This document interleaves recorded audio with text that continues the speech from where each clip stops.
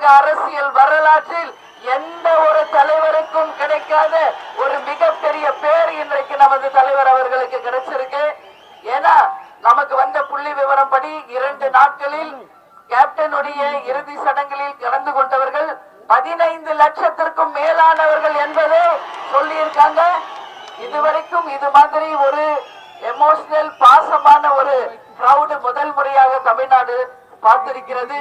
அதற்கு நமது கேப்டன் அவர்கள் செய்த தர்மமும் அவருடைய நல்ல எண்ணமும் கடைசி வரைக்கும் அனைவருக்கும் உதவி செய்த அந்த குணமும் தான் இன்னைக்கு ஒட்டுமொத்த மக்களே இன்னைக்கு தெருவுல வந்து நின்று பிரிட்ஜ் எல்லாம் நின்று பூ தூவி அவரை நிச்சயமாக சொர்க்கத்திற்கு செல்லக்கூடிய அளவு வாழ்த்திய அனைத்து பேருக்கும் என்னுடைய 2 கரம் கூப்பி நான் நன்றிகளை தெரிவிச்சுக்கிறேன்.